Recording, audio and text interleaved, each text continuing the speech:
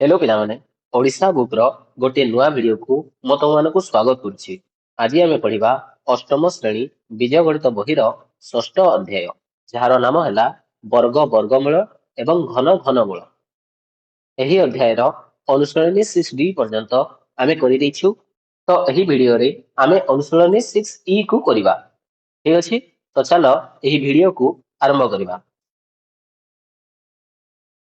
देख पिले ଏହି ଅଧ୍ୟାୟର ନାମ ହେଲା ବର୍ଗ ବର୍ଗମୂଳ ଏବଂ ଘନ ଘନମୂଳ। ଅନୁଶୀଳନୀ 6D ପର୍ଯ୍ୟନ୍ତ ଆମେ ବର୍ଗ ଓ ବର୍ଗମୂଳକୁ କରିଥିଲେ ଓ ସେଠାରେ ଭଲ ଭାବରେ ବୁଝିଥିଲେ କି ବର୍ଗ ଓ ବର୍ଗମୂଳ ମାନେ କଣ ଓ ବର୍ଗ ବର୍ଗମୂଳ କିପରି ବାହାର କରାଯାଇଥାଏ।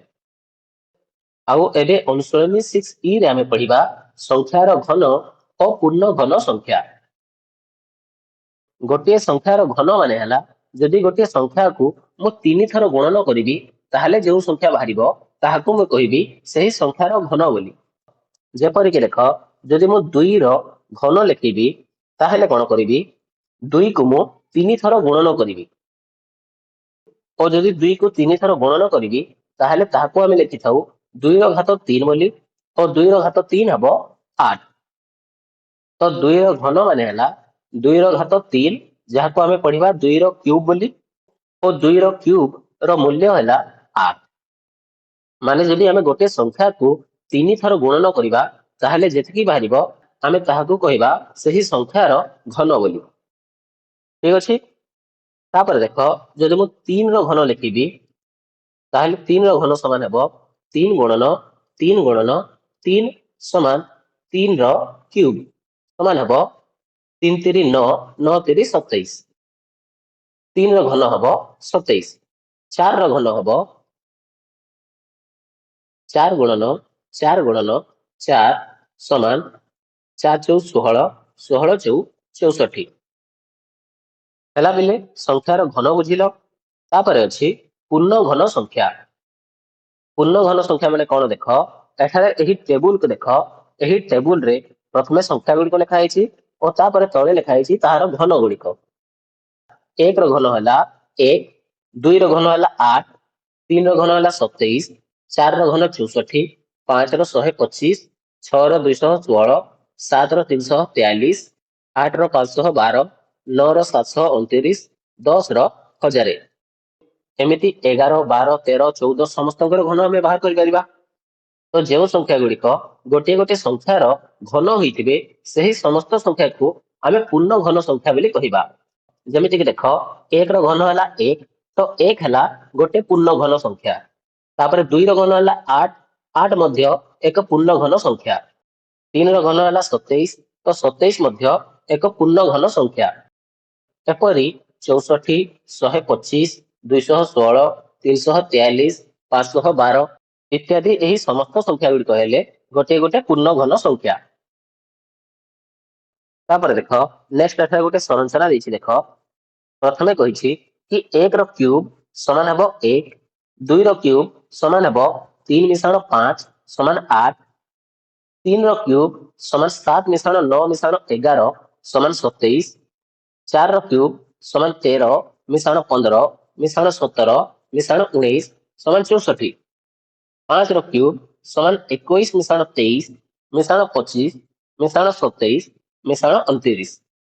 ଏହି ସଂରଚନାକୁ ଦେଖ, ଏଠାରେ ପ୍ରଥମେ 1 ର କ୍ୟୁବ ଅଛି। ତ 1 ର କ୍ୟୁବରେ ଏଠାରେ ଗୋଟିଏ ଅଯୁଗ୍ମ ସଂଖ୍ୟା ଲେଖା ହେଇଛି। ତାପରେ 2 ର କ୍ୟୁବ ଅଛି, 2 ର କ୍ୟୁବରେ ଦୁଇଟି ଅଯୁଗ୍ମ ସଂଖ୍ୟା ଲେଖା ହେଇଛି। 3 ର କ୍ୟୁବରେ ତିନୋଟି ଅଯୁଗ୍ମ ସଂଖ୍ୟା ଲେଖା ହେଇଛି। 4 ର କ୍ୟୁବରେ ଚାରୋଟି ଅଯୁଗ୍ମ ସଂଖ୍ୟା ଲେଖା ହେଇଛି ଓ 5 ର କ୍ୟୁବରେ 5ଟି ଅଯୁଗ୍ମ ସଂଖ୍ୟା ଲେଖା ହେଇଛି। ତ 6 ର କ୍ୟୁବ ଯଦି ମୁଁ ଲେଖିବି ତାହେଲେ ଲେଖିବି 6ଟି ଅଯୁଗ୍ମ ସଂଖ୍ୟା ଓ ସେହି ଅଯୁଗ୍ମ ସଂଖ୍ୟାକୁ ମୁଁ ଆରମ୍ଭ କରିବି 29 ର ପରେ, ଯାହାକି ଆସୁଛି 31। ଏହାକୁ ଯୋଗ କରିବି 33 ମିଶାଣ 35 ମିଶାଣ 37 ମିଶାଣ 39 ମିଶାଣ 41। ଠିକ ଅଛି, ଏହି ସଂରଚନାକୁ ବୁଝିପାରିଲ। ଏଠାରେ କହୁଛି କି ଯେକୌଣସି ବି ସଂଖ୍ୟାର ଘନ ଯଦି ଆମେ ବାହାର କରିବାକୁ ଚାହୁଁଛୁ ତାହେଲେ ସେତିକି ସଂଖ୍ୟକ ଅଯୁଗ୍ମ ସଂଖ୍ୟାକୁ ଯୋଗ କରିଦେଲେ ସେହି ସଂଖ୍ୟାର ଘନ ବାହାରି ପଡିଥାଏ।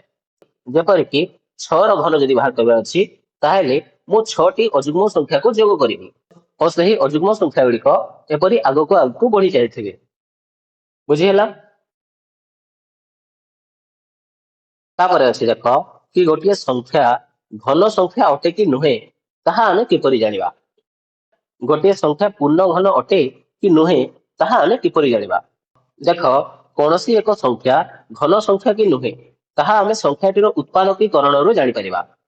ଉତ୍ପାଦକୀକରଣ ମାନେ ହେଲା ମୌଳିକ ଗୁଣନୀୟକ। ଯଦି କୌଣସି ବି ସଂଖ୍ୟା ବିଷୟରେ ଜାଣିବାର ଅଛି କି ସେହି ସଂଖ୍ୟା ଏକ ପୂର୍ଣ୍ଣ ଘନ ସଂଖ୍ୟା କି ନୁହେଁ, ତାହେଲେ ଆମେ ସେହି ସଂଖ୍ୟାର ମୌଳିକ ଗୁଣନୀୟକ ବାହାର କରିଦେଲେ ଆମେ ଜାଣିପାରିବା କି ସେହି ସଂଖ୍ୟାଟି ଏକ ଘନ ସଂଖ୍ୟା କି ନୁହେଁ। ଓ ଏହା ଆମେ ବୁଝିବା ପାଇଁ ବିଭିନ୍ନ ଉଦାହରଣ ଗୁଡିକ କରିବା। ଦେଖ ଉଦାହରଣ 23ରେ ଦେଇଛି 128 ଏକ ଘନ ସଂଖ୍ୟା କି? ଏଠାରେ କୁହାଯାଇଛି କି 128 ଏକ ଘନ ସଂଖ୍ୟା କି? ମାନେ 128 ଏକ ଘନ ସଂଖ୍ୟା କି ନୁହେଁ ତାହା ଆମେ ପରୀକ୍ଷା କରିବା। ଓ ତାହା କିପରି କରିବା ଦେଖ ଏଠାରେ ଆମକୁ ଦେଇଛି 128 ତ 128 ର ମୌଳିକ ଗୁଣନୀୟକ ଆମେ ବାହାର କରିବା। ମୌଳିକ ଗୁଣନୀୟକ ବାହାର କରିବା ପାଇଁ ଆମେ ଏହି ସାଇଡରେ ଏପରି ମୌଳିକ ସଂଖ୍ୟା ଗୁଡିକ ଲେଖିଥାଉ ଯେଉଁ ସଂଖ୍ୟା ଦ୍ୱାରା ଏହି ସଂଖ୍ୟା ଗୁଡିକ ବିଭାଜ୍ୟ ହଉଥିବେ। ଓ ତାହା କରିବା ପାଇଁ ମୁଁ ଏଠାରେ ପ୍ରଥମେ କେତୋଟି ମୌଳିକ ସଂଖ୍ୟା ଲେଖି ଦଉଛି 2 3 5 7 11 13 17 19 23 29 31 37 41 ଇତ୍ୟାଦି। ଦେଖ ଏହି ସଂଖ୍ୟା ଗୁଡିକ ମଧ୍ୟରୁ ପ୍ରଥମ ମୌଳିକ ସଂଖ୍ୟା ଅଛି 2 ଓ ଏଠାରେ ସଂଖ୍ୟାଟି ଅଛି 128 ତ 128 ଟି 2 ଦ୍ୱାରା ବିଭାଜ୍ୟ ହେବ। ସେଥିପାଇଁ ଏଠାରେ ମୁଁ ସାଇଡ୍ ଲେଖିବି 2 128 କୁ 2 ରେ ବିଭାଜ୍ୟ କଲେ ହେବ 64। ତାପରେ ଏହି 64 କୁ ପୁଣି ଆଉ ଥରେ 2 ରେ ବିଭାଜ୍ୟ କରିବା। 64 କୁ 2 ରେ ବିଭାଜ୍ୟ କଲେ ହେବ 32। ତାପରେ 32 କୁ ଆଉ ଥରେ 2 ରେ ବିଭାଜ୍ୟ କରିବା। 32 କୁ 2 ରେ ବିଭାଜ୍ୟ କଲେ ହେବ 16। 16 ବି 2 ରେ ବିଭାଜ୍ୟ ହେବ ଓ ବାହାରିବ 8। 8 କୁ 2 ରେ ବିଭାଜ୍ୟ କଲେ 4। 4 କୁ 2 ରେ ବିଭାଜ୍ୟ କଲେ 2 ଓ 2 କୁ 2 ରେ ବିଭାଜ୍ୟ କଲେ ହେବ 1। ଓ ଯେତେବେଳେ ଏଠାରେ 1 ବାହାରିଯିବ ଆମେ କହିବା ସେହି ସଂଖ୍ୟାର ମୌଳିକ ଗୁଣନୀୟକ ଶେଷ ହେଇଗଲା ବୋଲି। ତ ଦେଖ ଏଠାରେ ବାହାରିଛି 128 ସମାନ 2 ଗୁଣନ 2 ଗୁଣନ 2 ଗୁଣନ 2 ଗୁଣନ 2 ଗୁଣନ 2 ଗୁଣନ 2। 7ଟି 2 କୁ ଗୁଣନ କରାଯାଇଛି। 2 ଗୁଣନ 2 ଗୁଣନ 2 ଗୁଣନ 2 ଗୁଣନ 2 ଗୁଣନ 2 ଗୁଣନ 2। 1 2 3 4 5 6 7। ତାପରେ ଆମେ 3ଟି ଲେଖାଏଁ 2 କୁ ଏକା ସଙ୍ଗରେ ରଖିବା। ସମାନ ହେବ 2 ଗୁଣନ 2 ଗୁଣନ 2 ମାନେ 2 ର କ୍ୟୁବ ଗୁଣନ 2 ଗୁଣନ 2 ଗୁଣନ 2 ହେଲା ଆଉ ଥରେ 2 ର କ୍ୟୁବ ତାପରେ 2 ଗୋଟିଏ ବାକି ରହିଛି। ଏଠାରେ ଦେଖ 128 ସମାନ ବାହାରିଛି 2 ର କ୍ୟୁବ ଗୁଣନ 2 ର କ୍ୟୁବ ଗୁଣନ 2। ଏଠାରେ ଯେହେତୁ 2 ର କ୍ୟୁବ ଗୁଣନ 2 ର କ୍ୟୁବ ଗୁଣନ 2 ଅଛି ସେଥିପାଇଁ 128 ଏକ ଘନ ସଂଖ୍ୟା ନୁହେଁ। ଯଦି ଏଠାରେ 2 ର କ୍ୟୁବ ଗୁଣନ 2 ର କ୍ୟୁବ ଗୁଣନ 2 ର କ୍ୟୁବ ଥାନ୍ତା ତାହେଲେ 128 ଏକ ଘନ ସଂଖ୍ୟା ହୋଇଥାନ୍ତା। କିନ୍ତୁ ଏହି ଲାଷ୍ଟ 2 ଏକାଠି ଅଛି ଏଠାରେ କ୍ୟୁବ ଲାଗି ନାହିଁ ସେଥିପାଇଁ ଏହି 128 ଏକ ଘନ ସଂଖ୍ୟା ନୁହେଁ।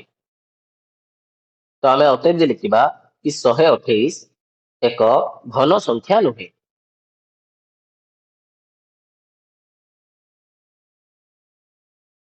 ତାପରେ ଉଦାହରଣ 24 ରେ ଅଛି 27,000 ଏକ ଘନ ସଂଖ୍ୟା କି ନୁହେଁ ପରୀକ୍ଷା କର। ଯଦି ସଂଖ୍ୟାଟି ଘନ ସଂଖ୍ୟା ହୁଏ ତେବେ ଏହା କେଉଁ ସଂଖ୍ୟାର ଘନ ସ୍ଥିର କର। ଏଠାରେ ଆମକୁ ସଂଖ୍ୟାଟି ଦେଇଛି 27,000 ଏହାକୁ ଆମେ ଚେକ୍ କରିବା କି ଏହା ଏକ ଘନ ସଂଖ୍ୟା କି ନୁହେଁ ଓ ଯଦି ଘନ ସଂଖ୍ୟା ହୋଇଥିବ ତାହେଲେ ଏହା କେଉଁ ସଂଖ୍ୟାର ଘନ ତାହା ଆମେ ବାହାର କରିବା। ଲେଖିବା 27,000।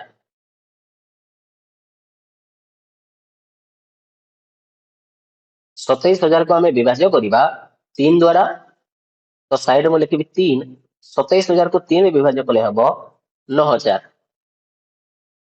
ତାପରେ ଏହି 9,000 କୁ ପୁଣି ଆଉ ଥରେ 3 ବିଭାଜ୍ୟ କରିବା ତ ବାହାରିବ 3,000। ତାପରେ 3,000 କୁ 3 ବିଭାଜ୍ୟ କଲେ ହେବ 1,000। तापर 1000 को मु 2 रे विभाज्य करिवि तो बाहरिबो 500 500 को 2 रे विभाज्य कले बाहरिबो 250 और 250 को 2 रे विभाज्य कले बाहरिबो 125 तापर एठरा जगह नहीं तो यही 125 को मु ऊपर लिखि दउछि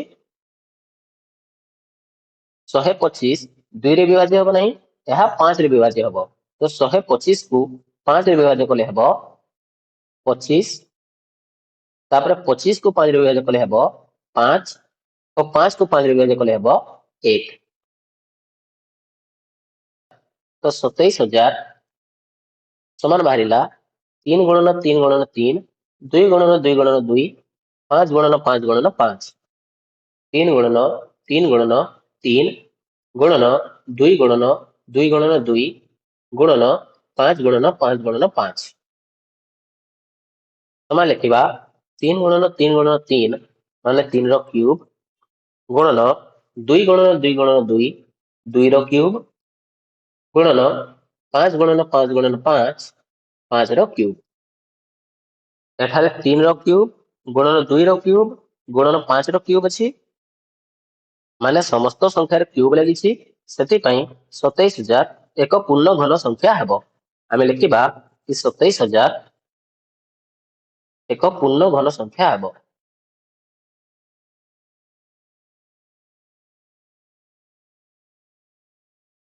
तापर कहिछि कि यदि संख्याटी घन संख्या हुए तेबे यह केउ संख्यार घन स्थिर करो 27000 एक घन संख्या है तो तापर आमे बाहर करिबा कि एही 27000 केउ संख्यार घन और ताहा बाहर करबा पई एठारे एहाकू देखो एहाकू आमे लिखि देबा 3 रो क्यूब गुणन 2 रो क्यूब गुणन 5 रो क्यूब अछि तो एहाकू आमे लिखिबा 3 गुणन 2 गुणन 5 रो होल क्यूब आमे आगरो ही जानिछु जदि घात राशि गुड़िक गुणन होइतिबे और सही घात राशि रो घातांक गुड़िक समान थिबो ताहेले आधार गुड़िक गणन कर दे तापरे होल रे घात 3 लगेले भी चली थाए एठारे तीनोटी घात राशि अछि 3 रो क्यूब 2 रो क्यूब और 5 रो क्यूब और घातांक समान अछि सेति पई मो आधार गुड़िक गणन कर देली और तापरे एही समस्तकर होल रे मो घात 3 लगे देली समान हेबो 3 दुणे 6 6 पंचा 30 तापरे क्यूब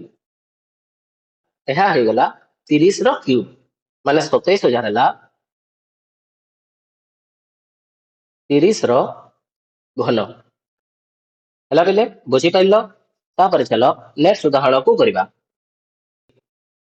ଉଦାହରଣ 25 ରେ ଅଛି 392 କୁ କେଉଁ ସର୍ବନିମ୍ନ ସଂଖ୍ୟା ଦ୍ୱାରା ଗୁଣିଲେ ଗୁଣଫଳ ଏକ ଘନ ସଂଖ୍ୟା ହେବ ଦେଖ ଏଠାରେ କୁହାଯାଇଛି କି 392 କୁ କେଉଁ ସର୍ବନିମ୍ନ ସଂଖ୍ୟା ଦ୍ୱାରା ଗୁଣିଲେ ଗୁଣଫଳ ଏକ ଘନ ସଂଖ୍ୟା ହେବ ମାନେ 392 କୁ ଆମେ କେଉଁ ସଂଖ୍ୟା ସହିତ ଗୁଣନ କରିବା ଯେପରିକି ସେହି ସଂଖ୍ୟାଟି ଏକ ଘନ ସଂଖ୍ୟା ହେବ ଏହା ବାହାର କରିବା ପାଇଁ ଆମେ ପ୍ରଥମେ 392 ର ମୌଳିକ ଗୁଣିତକ ବାହାର କରିବା 392 392 ପ୍ରଥମେ 2 ରେ ବିଭାଜ୍ୟ ହେବ ଏହାକୁ 2 ରେ ବିଭାଜ୍ୟ କଲେ ହେବ 196 तापरे 196 को 2 रे विभाज्य कले हबो 98 98 को 2 रे विभाज्य कले हबो 49 49 2 रे विभाज्य हबो नहीं 49 विभाज्य हबो 7 रे तो 49 को 7 रे विभाज्य कले हबो 7 तापरे 7 को आउ थरे 7 रे विभाज्य कले हबो 1 तो 392 समान बाहरिला 2 गुणन 2 गुणन 2 गुणन 7 गुणन 7 समान हेबो 2 गुणन 2 गुणन 2 माने 2 रो घात 3 गुणन तापरे 7 दुईटी अछि जदि एठारे मु आउ गोटे 7 गुणन कर देबी ताहले एहा होई जिवो 7 रो क्यूब और जदि 2 रो क्यूब गुणन 7 रो क्यूब रहिबो ताहले सही संख्याटी एक पूर्ण घन संख्या हेबो ठीक अछि बुझेला तो हमें अतएव लिखिबा कि 392 सहित 7 को गुणन कले गुणफल एक घन संख्या हेबो तापर उदाहरण 26 रे अछि एक समघनाकार बाक्सर प्रत्येक धारर दैर्घ्य 4 मीटर हेले एहार आयतन केते एठारे कहैछि कि एक समघनाकार बाक्सर प्रत्येक धारर दैर्घ्य 4 मीटर तो आम प्रथमे गोटे समघन तैयारी करिबा।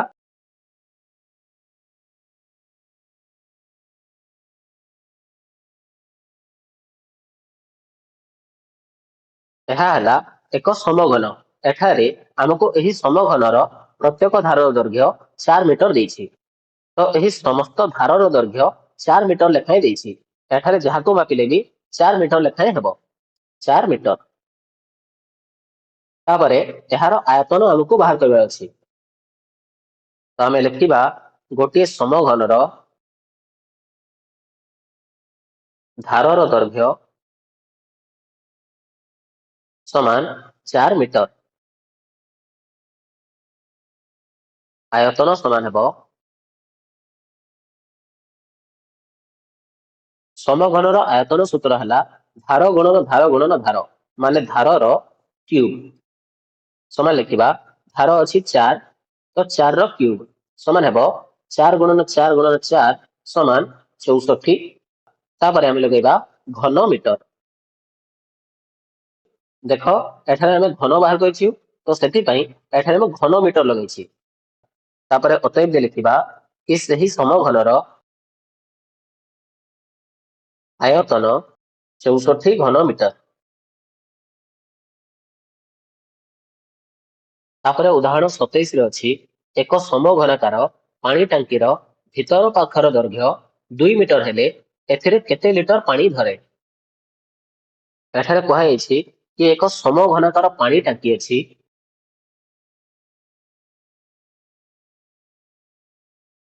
ଏହା ହେଲା ଏକ ସମଘନାକାର ପାଣି ଟାଙ୍କି। ଏହାର ଭିତର ପାଖର ଦୈର୍ଘ୍ୟ ମାନେ ଏହାର ଧାର ଦେଇଛି 2 ମିଟର।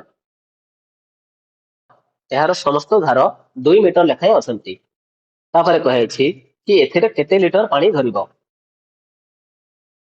ଏହି ନମ୍ବରକୁ କରିବା ପୂର୍ବରୁ ପ୍ରଥମେ ଏହି ଉପରକୁ ଦେଖ। ଏଠାରେ ଲେଖା ହେଇଛି କି ଗୋଟିଏ ପାତ୍ରର ଆୟତନ ଯେତେ ଘନ ଡେସିମିଟର ହେଇଥିବ ସେଥିରେ ଧରୁଥିବା ଜଳର ପରିମାଣ ସେତେ ଲିଟର ହେବ। ମାନେ କୁହାଯାଇଛି କି ଗୋଟିଏ ପାତ୍ରର ଆୟତନ ଯେତେ ଘନ ଡେସିମିଟର ହେବ। ଡେସିମିଟର ମାନେ କଣ? ଡେସିମିଟର ମାନେ ହେଲା 10 ସେଣ୍ଟିମିଟର।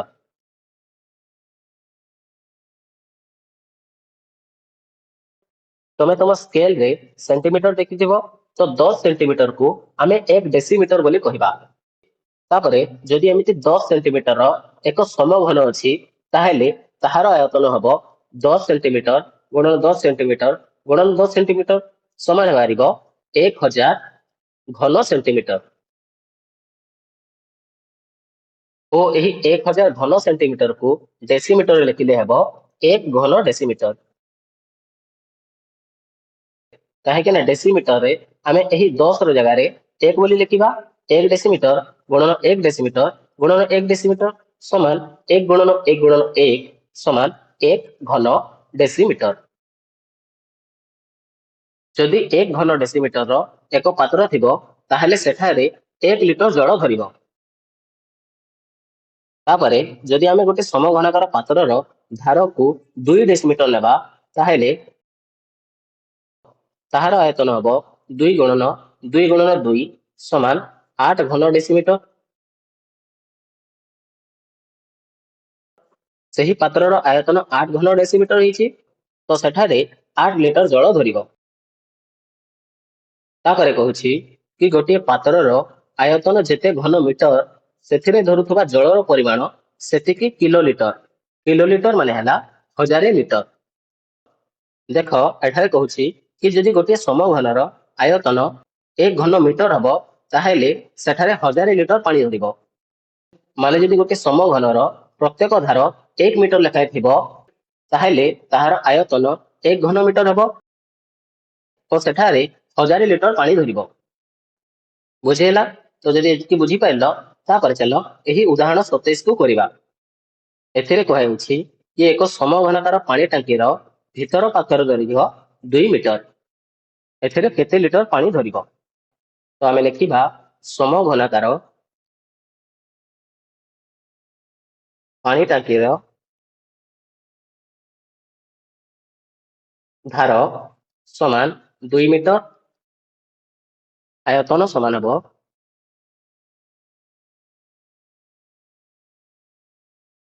2 ଗୁଣନ 2 ସମାନ 8 ଘନ ମିଟର। ତାପରେ ଲେଖିବା କି 1 ଘନ ମିଟର ସମାନ 1000 ଲିଟର। ତ 8 ଘନ ମିଟର ସମାନ ହେବ 1000 ଗୁଣନ 8 ସମାନ 8000 ଲିଟର। ବୁଝିହେଲା ପିଲେ? ତ ତାପରେ ପଚାରିଲେ ଲିଖିବା କି ଗୋଟିଏ 2 ମିଟର ଧାର ବିଶିଷ୍ଟ ସମଘନାକାର ପାଣି ଟାଙ୍କିରେ 8000 ଲିଟର ପାଣି ଧରିବ।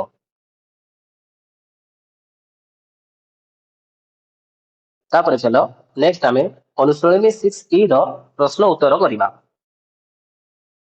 ଅନୁଶୀଳନୀ 6E ର 1 ନମ୍ବର ରହିଛି 11 ଠାରୁ 20 ପର୍ଯ୍ୟନ୍ତ ସମସ୍ତ ଗଣନ ସଂଖ୍ୟାର ଘନ ନିର୍ଣ୍ଣୟ କର। ଏଠାରେ ଆମେ 11 ରୁ 20 ପର୍ଯ୍ୟନ୍ତ ସମସ୍ତ ସଂଖ୍ୟାର ଘନ ନିର୍ଣ୍ଣୟ କରିବା। ପ୍ରଥମେ ଲେଖିବା 11 ର ଘନ ସମାନ 11 ର କ୍ୟୁବ ସମାନ 11 ଗୁଣନ 11 ଗୁଣନ 11। ଦେଖ ପିଲେ ଘନ ବାହାର କରିବା ପାଇଁ କୌଣସି ନିୟମ ଆମେ ଜାଣିନାହୁଁ, ତ ଏଠାରେ କେବଳ ଆମେ ଗୁଣନ କରିକି ହିଁ ଘନ ବାହାର କରିବା। ତ 11 ଗୁଣନ 11 ସମାନ ହୁଏ 121। ତାପରେ ଗୁଣନ 11 ସମାନ ହେବ 121 ଗୁଣନ 11 ସମାନ 121 121 1 3 3 1 1331। ତାପରେ ଲେଖିବା 12 ର ଘନ ସମାନ 12 ର କ୍ୟୁବ ସମାନ 12 ଗୁଣନ 12 ସମାନ ହେବ 12 ଗୁଣନ 12 ହେଲା 144।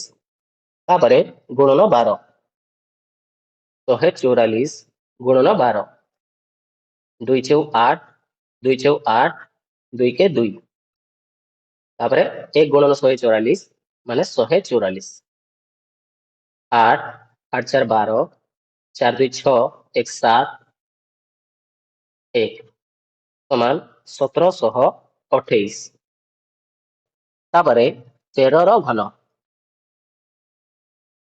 ସମାନ 13 ର କ୍ୟୁବ ସମାନ 13 ଗୁଣନ 13 ସମାନ ହେବ 13 ଗୁଣନ 13 ହେଲା 169 ଗୁଣନ 13 ସମାନ 169 ଗୁଣନ 13 9 3 27 9 3 18 2 20 3 के 3 2 5। ତାପରେ 169 7 9 5 6 11 1 1 2 2197। ତାପରେ 14 ର ଘନ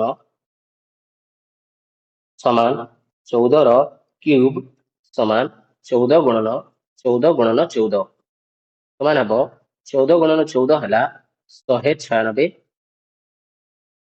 ଗୁଣନ 14 ସମାନ ହେବ 196 ଗୁଣନ 14 6 ଚଉ 24 9 ଚଉ 36 2 38 4 के 4 3 7 ତାପରେ 196 4 8 6 14 9 7 16 1 17 1 1 2 2744। ତାପରେ ଲେଖିବା 15 ର ଘନ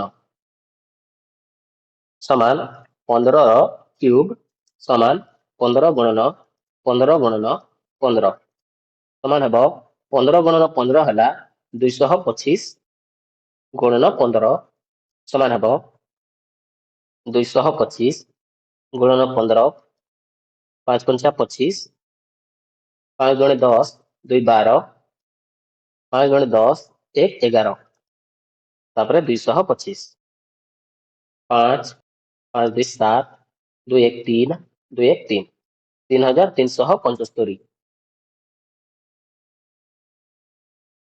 ତାପରେ 16 ର ଘନ ସମାନ 16ର କ୍ୟୁବ ସମାନ 16 ଗୁଣନ 16 ଗୁଣନ 16 ସମାନ ହେବ 16 ଗୁଣନ 16 ହେଲା 256 ତାପରେ ଗୁଣନ 16 ସମାନ ହେବ 256 ଗୁଣନ 16 ଛକ 36 ପଞ୍ଚା 30 3 33 ଦୁଣେ 12 3 15 256 6 6 3 9 5 5 10 2 1 3 1 4 4096 ତାପରେ 17ର ଘନ ସମାନ 17ର କ୍ୟୁବ ସମାନ 17 ଗୁଣନ 17 ଗୁଣନ 17 ସମାନ ହେବ 17 ଗୁଣନ 17 ହେଲା 289 ଗୁଣନ 17 ସମାନ ହେବ 289 ଗୁଣନ 17 9 ସତା 63 8 ସତା 56 6 62 7 ଦୁଣେ 14 6 20 289 3 9 2 11 8 1 9 2 2 4 4913 ତାପରେ 18ର ଘନ ସମାନ ହେବ 18ର କ୍ୟୁବ ସମାନ 18 ଗୁଣନ 18 ଗୁଣନ 18 ସମାନ ହେବ 18 ଗୁଣନ 18 ହେଲା 324 ଗୁଣନ 18 ସମାନ ହେବ 324 ଗୁଣନ 18 8 4 32 8 ଦୁଣେ 16 3 19 8 3 24 1 25 ତାପରେ 324 2 9 4 13 5 2 7 1 8 3 2 5 5832 ତାପରେ 19ର ଘନ ସମାନ 19ର କ୍ୟୁବ ସମାନ ହେବ 19 ଗୁଣନ 19 ଗୁଣନ 19 ସମାନ ହେବ 19 ଗୁଣନ 19 ସମାନ 361 ଗୁଣନ 19 ସମାନ ହେବ 361 ଗୁଣନ 19 9 के 9 9 छक 54 9 3 27 5 32 ତାପରେ 361 9 4 1 5 6 2 8 3 3 6 6859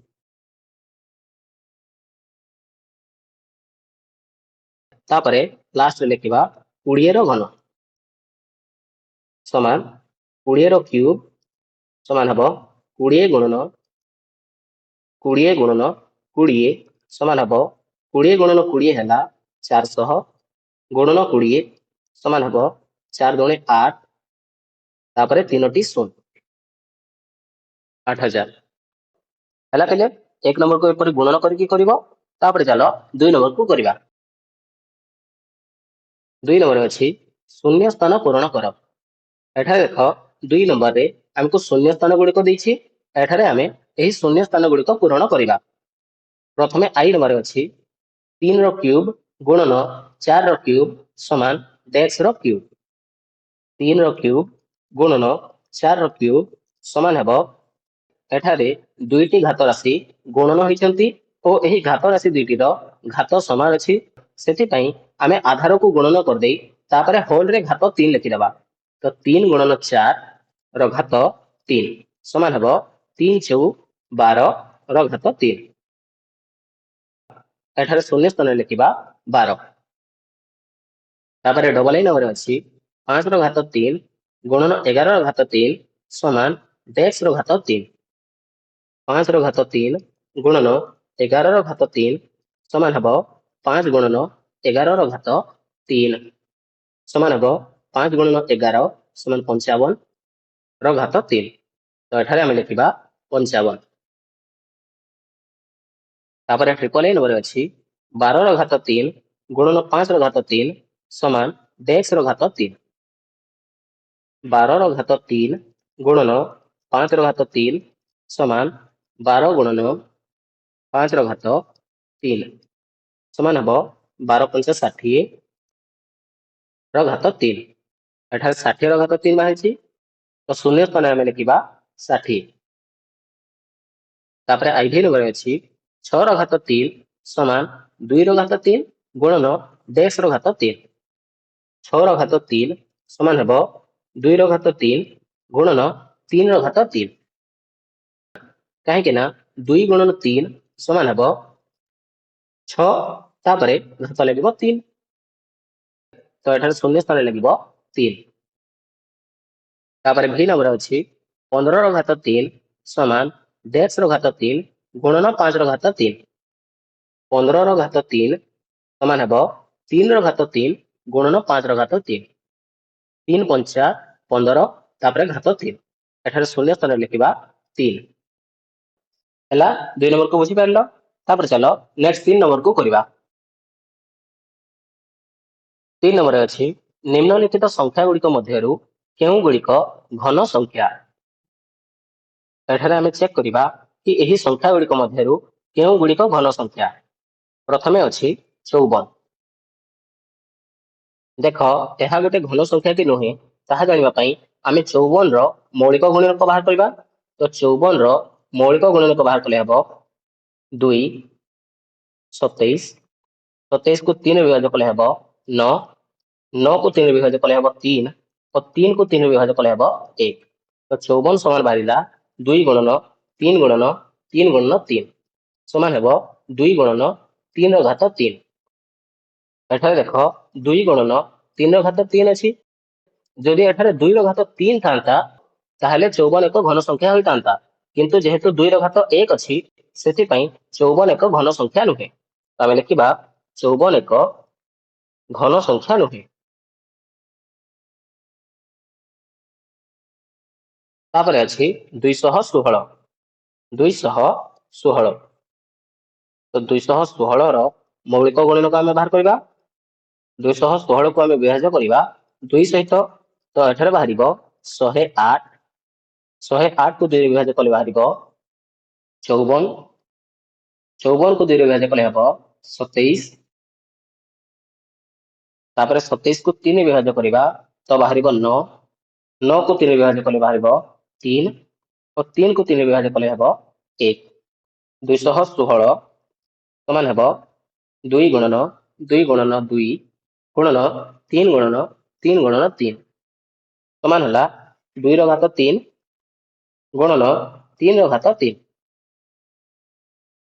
ଏଠାରେ 2 ର ଘାତ 3 ଓ 3 ର ଘାତ 3 ଅଛି, ତ 216 ଏକ ଘନ ସଂଖ୍ୟା ହେବ। 216 ଏକ ଘନ ସଂଖ୍ୟା ହେବ।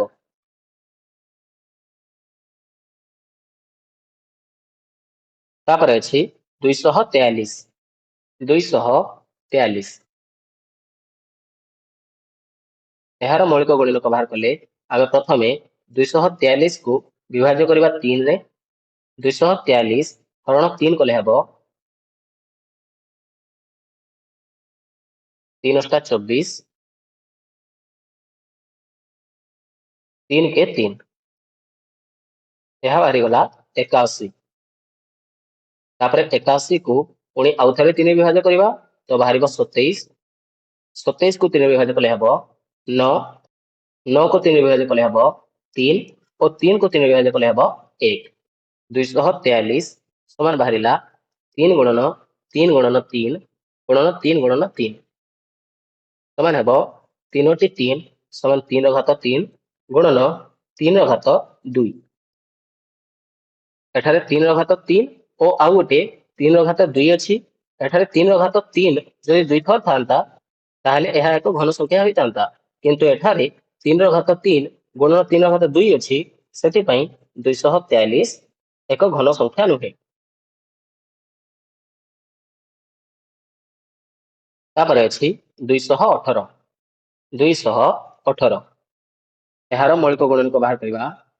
218 2 ଦ୍ୱାରା ବିଭାଜ୍ୟ ହେବ ଓ 218 କୁ 2 ଦ୍ୱାରା ବିଭାଜ୍ୟ କଲେ ହେବ 109। ତାପରେ ଏହି 109 ଆଉ କୌଣସି ବି ସଂଖ୍ୟା ସହିତ ବିଭାଜ୍ୟ ହେବ ନାହିଁ, ତ 218 ସମାନ ହେବ 2 ଗୁଣନ 109। ଏଠାରେ କୌଣସି ବି ସଂଖ୍ୟାର କ୍ୟୁବ ନାହିଁ, ସେଥିପାଇଁ 218 ଏକ ଘନ ସଂଖ୍ୟା ନୁହେଁ।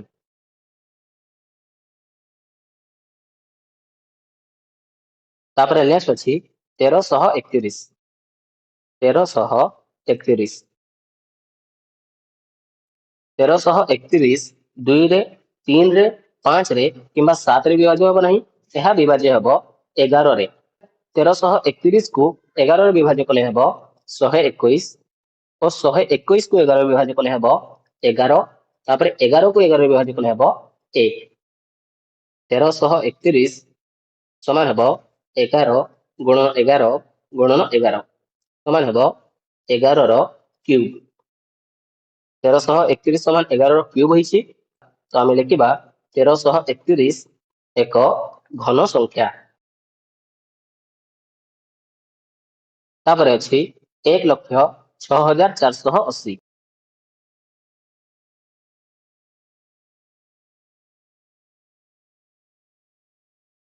1,06,480। ଏହି ସଂଖ୍ୟାଟି 2 ଦ୍ୱାରା ବିଭାଜ୍ୟ ହେବ। ଏହା 2ରେ ବିଭାଜ୍ୟ ହେଲେ ହେବ 53,240।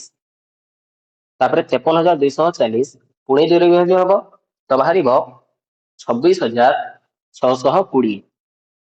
ଏହାକୁ 2ରେ ବିଭାଜ୍ୟ କଲେ ହେବ 13,310 ଓ 13,310 କୁ 2ରେ ବିଭାଜ୍ୟ କଲେ ହେବ 6,655। ତାପରେ 6,655 5ରେ ବିଭାଜ୍ୟ ହେବ ଓ ବାହାରିବ 1331। 1331 11ରେ ବିଭାଜ୍ୟ ହେବ ଓ ବାହାରିବ 121। 121 କୁ 11ରେ ବିଭାଜ୍ୟ କଲେ 11 ଓ 11 କୁ 11ରେ ବିଭାଜ୍ୟ କଲେ 1। 1,06,480 ସମାନ ହେଲା 2 ଗୁଣନ 2 ଗୁଣନ 2 ଗୁଣନ 2 ଗୁଣନ 5 ଗୁଣନ 11 ଗୁଣନ 11 ଗୁଣନ 11 ସମାନ ହେବ 2 ଗୁଣନ 2 ଗୁଣନ 2 2ର କ୍ୟୁବ ଗୁଣନ 2 ଗୁଣନ 5 ଗୁଣନ 11ର କ୍ୟୁବ। ଏଠାରେ ଦେଖ 2ର କ୍ୟୁବ ଓ 11ର କ୍ୟୁବ ଅଛି ଓ ବାକି ଦୁଇଟି 2 ଓ 5 ଏକାଠି ରହିଯାଇଛନ୍ତି, ସେଥିପାଇଁ 1,06,480 ଏହା ଏକ ଘନ ସଂଖ୍ୟା ହେବ ନାହିଁ। ଆମେ ଲେଖିବା 1,06,480 ଏକ ଘନ ସଂଖ୍ୟା ନୁହେଁ।